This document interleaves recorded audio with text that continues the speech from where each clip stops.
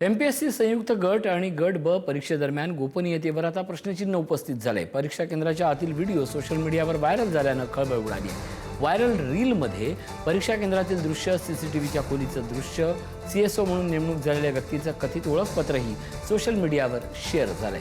महाराष्ट्र लोकसेवा आयोगाच्या नावानं आय कार्ड इंस्टाग्राम स्टोरीवर पोस्ट करण्यात आलंय। अत्यंत संवेदनशील परीक्षेदरम्यान सुरक्षा आणि गोपनीयतेबाबत आता प्रश्न उपस्थित होत आहेत। परीक्षा केंद्रातील चित्रीकरणास परवानगी होती का असा सवाल उपस्थित होतोय। व्हायरल व्हिडिओ आणि सोशल मीडिया पोस्ट नंतर स्पर्धा परीक्षा देणाऱ्या विद्यार्थ्यांमध्येच आता उलटसुलट चर्चा सुरू झाली आहे। परीक्षेच्या पारदर्शकता आणि गोपनीयता व्यवस्थेवर उमेदवारांकडून प्रश्न उपस्थित होत आहे। संबंधित प्रकरणाची चौकशी करण्याची मागणी उमेदवारांकडून होती। किरण ताजणे आमचे प्रतिनिधी आपल्या सोबत आहेत। किरण, स्पर्धा परीक्षांच्या बाबत किंवा परीक्षांच्या एकूणच विश्वासार्हतेवर प्रश्न निर्माण करावा अशी आणखीन एक घटना आहे। व्हिडिओ व्हायरल झाले आहेत आणि यातली सगळी दृश्य धक्कादायक आहे। पुन्हा एकदा सारवासारवीची भाषा सुरू होणार आहे। नेमकं काय घडलंय? खरं म्हणजे आज संयुक्त परीक्षा होती गट आणि गट ब साठी आणि त्या सगळ्या परीक्षेच्या पार्श्वभूमीवर जर बघितलं तर सायंकाळी उशिरा एक व्हिडिओ सोशल मीडियावर जोरदार व्हायरल झालाय।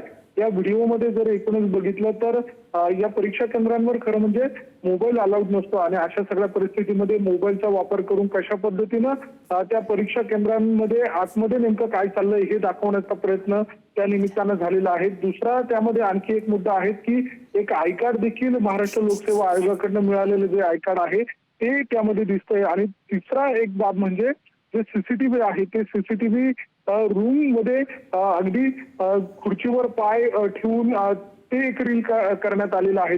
असे हे तीन प्रकारचे तीन व्हिडिओ आहेत आणि ते सोशल मीडियावर मोठ्या प्रमाणात व्हायरल होत आहे। या सगळ्या पार्श्वभूमीवर